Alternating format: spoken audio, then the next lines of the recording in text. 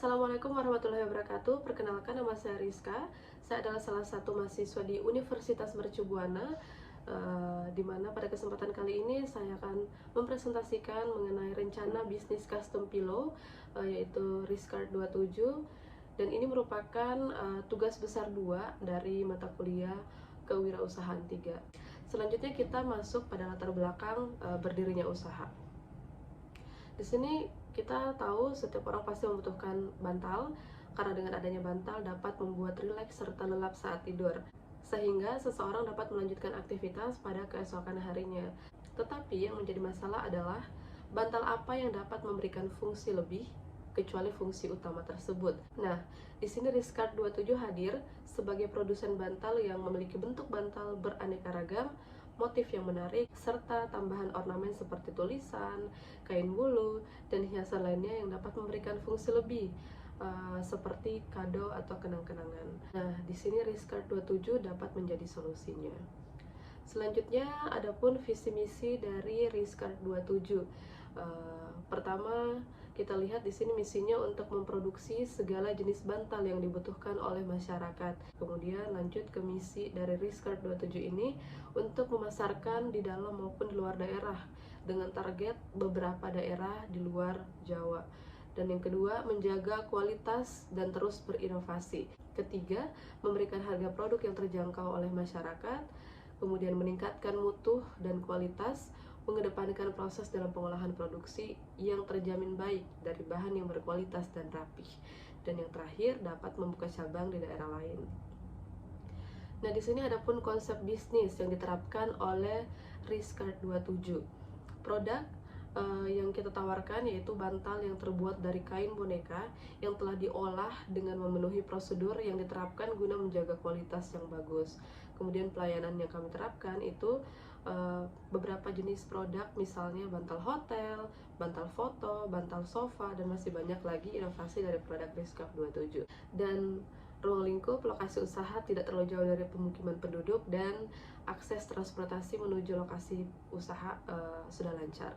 Kemudian kita lanjut hasil analisa SWOT dari usaha Rizcard 27 ini. Di sini kita lihat strength atau kekuatan. Pertama, bertanggung jawab, disiplin kerja, kreatif dan inovatif tentunya. Kemudian dapat memenuhi kebutuhan pelanggan, kemudian memberikan pelayanan terbaik terhadap pelanggan, dan yang terakhir menghasilkan produk yang berkualitas. Di sini juga ada weakness atau kelemahan yang kita khawatirkan, yaitu sarana dan prasarana yang kurang lengkap, kemudian persaingan pasar dengan perusahaan yang berskala nasional, dan yang terakhir berubahnya kondisi perekonomian.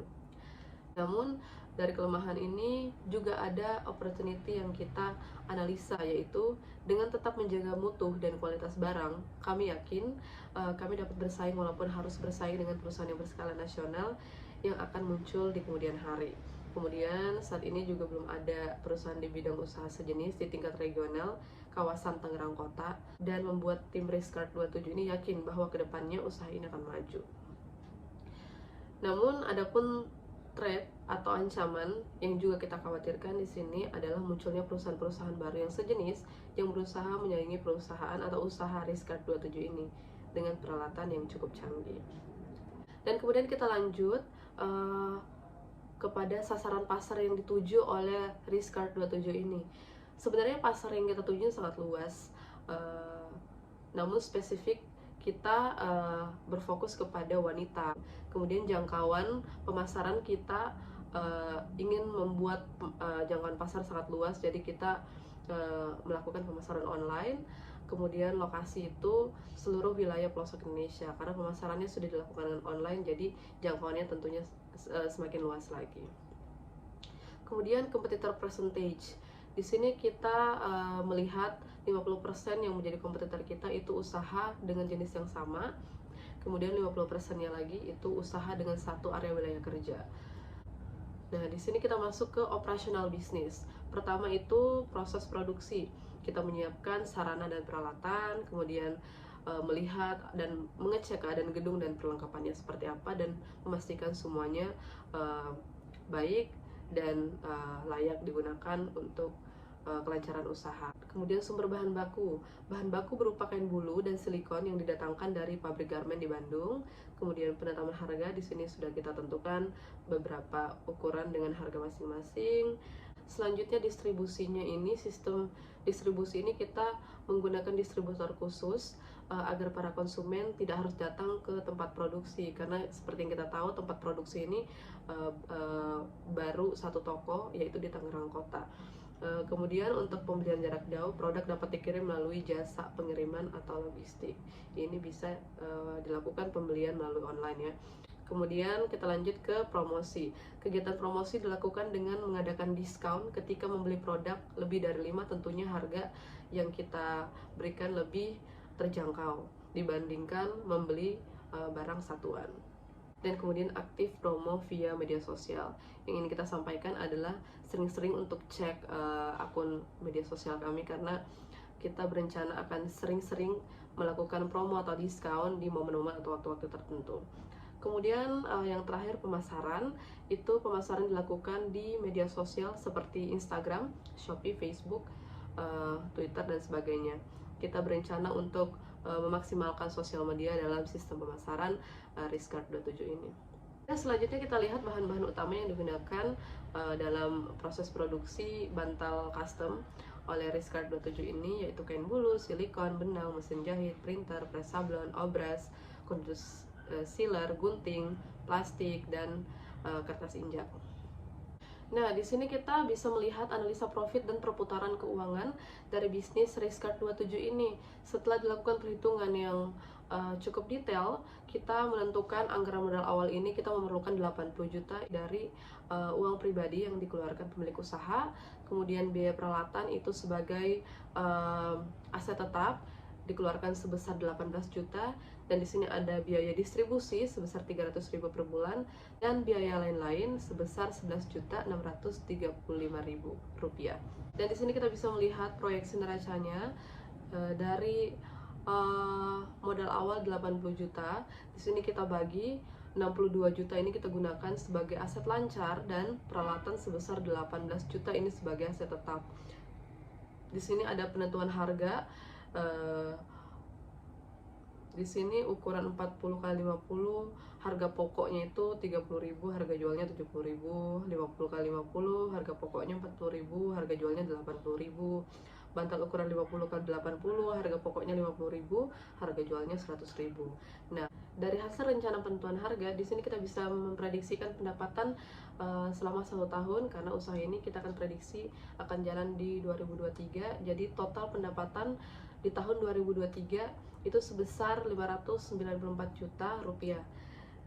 Dan ketika kita kurangkan dengan harga pokok penjualan yaitu sebesar 288 juta, maka kita mendapatkan laba kotor sebesar 306 juta rupiah. Namun kita juga harus melihat di sini ada biaya operasional yang harus kita keluarkan setiap tahunnya, yaitu sebesar 134.750.000 rupiah. Maka dari itu di sini laba atau rugi bersih yang kita dapatkan yaitu 171.250.000.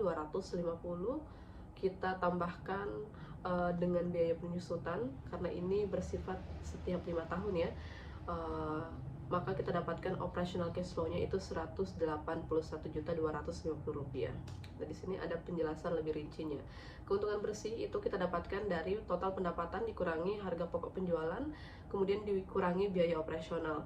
Maka di sini kita dapatkan 171.250.000 di setiap tahunnya.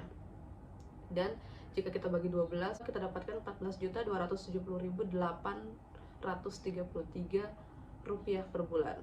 Nah, untuk jangka waktu pengembalian investasi, ini kita bisa menghitung dengan cara biaya investasi itu atau modal awalnya dikali masa produksi dibahagi keuntungan. Maka di sini kita bisa melihat modal usaha atau biaya investasi yang dikeluarkan untuk mendirikan bisnis ini akan kembali dalam waktu setengah tahun atau 6 bulan, sekitar 6 bulan.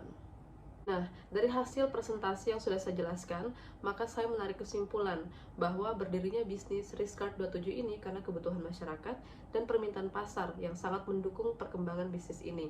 Usaha ini memiliki prospek cerah di masa depan karena kita lihat dari perilaku konsumen. Di zaman sekarang, banyak sekali yang menyukai barang-barang atau peralatan-peralatan rumah yang serba matching, terutama wanita. Dan ini adalah salah satu inovasi bantal dengan berbagai macam motif yang bisa disesuaikan dengan keinginan konsumen. Dan setelah dilakukan analisa keuangan, dilihat bahwa custom pillow Riskart 27 ini mendapatkan keuntungan dan pengembalian modal terbilang cepat, yaitu sekitar 6 bulan. Baiklah, saya rasa sekian yang dapat saya presentasikan. Saya mohon maaf jika masih terdapat kekurangan-kekurangan. Wassalamualaikum warahmatullahi wabarakatuh.